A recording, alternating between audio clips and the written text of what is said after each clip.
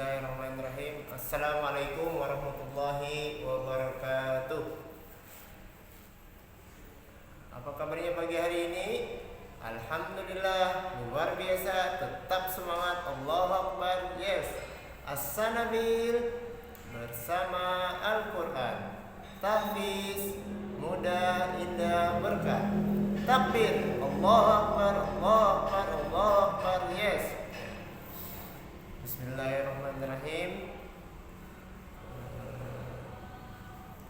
Alhamdulillah kita dapat melanjutkan lagi pembelajaran tatap muka kita walaupun secara daring. Untuk hari ini, hari Selasa tanggal 8 September 2020, insya Allah kita akan melanjutkan pembelajaran kita berikutnya, yaitu tema 1 pembelajaran keempat. Pembelajaran keempat.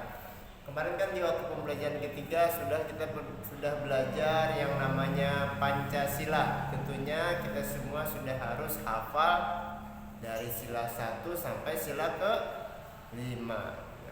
Begitu pula dengan lambang-lambang, misalnya lambang ketuhanan yang Maha Esa, yaitu dilambangkan dengan lambang bintang. Untuk hari ini kita akan belajar pembelajaran berikutnya, yaitu pembelajaran keempat tentang denah. Sebelumnya, apa kalian sudah tahu apa itu denah?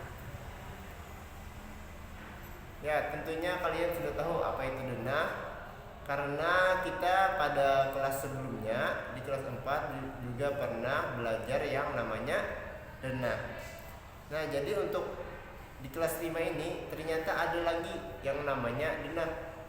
Jadi ini cuma sedikit mengulang atau kita mengulang kembali pembelajaran yang sebelumnya. Coba Anda buka halaman 31, buku tematik 1, pembelajaran 4, halaman 31. Kita lihat contohnya. Contoh di sana ada menjelaskan tentang denah kandang kambing. Denah kandang kelinci, denah kandang kelinci. Jadi di sini Anda bisa lihat, di sini adalah menunjukkan denah. Apa itu denah tadi? Denah itu hampir mirip dengan yang namanya peta. Jadi denah itu fungsinya untuk menjelaskan di mana tempat letak suatu tempat. Letaknya itu di mana sih? Misalnya gitu. Misalnya contoh yang di sini, coba Anda perhatikan semuanya di buku masing-masing. Di sini ada denah kelinci. Ada yang berwarna hijau di atas. Ada keterangannya, yaitu keterangannya adalah tempat pakan dan minum. Sama di bawah. Nah, di sini ada indukan A, indukan B, sama indukan C. Jadi fungsi denah di sini adalah menjelaskan tempat di situ untuk apa dan kira-kira apa fungsinya. Nah, misalnya kita lihat yang di warna kuning. Di sini adalah indukan B. Jadi kalau kita misalnya sudah tahu di situ di denahnya itu adalah indukan B, jadi kalau suatu saat misalnya kita diminta tolong oleh misalnya pemilik kandang kelinci, jadi misalnya datang kelinci indukan B, jadi disuruh untuk meletakkan di mana sih letakkan B-nya. Jadi otomatis karena kita sudah pernah melihat denah di sini, maka kita akan meletakkannya di bagian kuning, bukan di bagian ungu. Nah, kenapa jadi tidak diletakkan di bagian ungu? Karena di ungu sini sudah ada keterangannya, adalah di sini adalah indukan A, sedangkan sebelahnya adalah indukan C. Maka harus meletakkannya sesuai dengan denah dan keterangan denah tersebut. Ini adalah contoh dari denah kelinci. Sekarang kita akan belajar atau menjelaskan kembali bagaimana denah kita di rumah masing-masing. Tentu kalian semua memiliki atau mempunyai tempat tinggal masing-masing, dan tentunya setiap tempat tinggal tersebut memiliki tempat yang berbeda-beda. Mungkin misalnya di rumah saudara atau Ananda Umar, berapa sih kamarnya di sana? Nah, tentu yang paling tahu adalah Ananda Umar. Berikutnya juga ada Zaki. Ananda Zaki juga pasti tahu di rumahnya itu ada denah atau kamarnya ada berapa. Nah, bagaimana cara mengetahui tersebut? Maka kita alangkah baiknya membuat yang namanya denah. Nah, jadi yang pertama, supaya agak lebih mudah, Ustadz akan menjelaskan dulu atau memberi contoh bagaimana memberikan atau membuat gambar denah di rumah masing-masing atau membuat denah rumah masing-masing. Kita mulai dengan gambar denah Ustadz. Bisa dilihat, ini adalah contoh denah rumah Ustadz. Di sini kita mulai dari rumah Ustadz kan berbentuk ini, kebetulan rumah Ustadz cuma ada tingkat 1. Bagi Ananda yang memiliki nanti rumahnya ada tingkat 2, nanti kalian buat denahnya itu 2. Ada 1 misalnya lantai 1, nanti buat lagi 1 lembarnya denah lantai 2. Ataupun selanjutnya ada mungkin ada 3, buat nanti 3 gambar. Yang pertama, kita mulai dulu. Anggap ini rumah Ustadz. Jadi untuk Ustadz menjelaskan rumah Ustadz itu ada apa saja sih di dalam rumah Ustadz. Yang pertama, saat kalian datang, ini ada jalan raya, ini ada jalan raya. Terus ini adalah depan rumah Ustadz. Nah, di depannya sini ada tempat kendaraan. Jadi di sini adalah tempat Ustadz memarkir kendaraan saat datang dari luar. Nah, baru kita lihat lagi di sampingnya, di sini ada teras depan. Ada yang mengerti teras depan atau misalnya ada yang kurang mengerti, itu artinya halaman depan atau bahasa orang Banjar itu ambin, pelataran.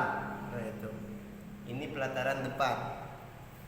Jadi ini lalu setelah kalian datang ke teras depan, nanti kalian akan menemukan yang namanya pintu. Ini pintu pintar, yang warna merah ini pintu.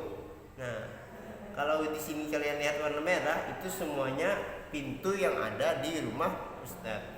Ini bisa dilihat ada 1 pintu, 2, 3, 4, 5, 6, 7, 8 dan 9. Terus ini Ustadz apa ini ada sedikit garis keluar atau miring gini? Ini adalah menjelaskan bahwasanya pintu tersebut dibukanya ke arah mana. Kalau misalnya gini, berarti Ustadz buka pintunya ke situ. Nah, paham sebelumnya sampai di situ? Jadi warnanya nanti tolong dibedakan warna pintu yang ada di rumah pian. Lanjut. Jadi yang pertama, setelah kalian masuk dari pintu di sini, kalian akan bertemu dengan yang namanya ruang tamu. Nah, disinilah ruang tamu Ustadz. Kebetulan ruang tamu Ustadz kan di depan, paling depan, itu yang namanya ruang tamu. Terus nanti kalau kalian lanjut lagi ke dalam, nanti akan pian menemukan yang namanya ruang keluarga. Di sini biasanya tempat yang sering kalian berkumpul tuh di mana?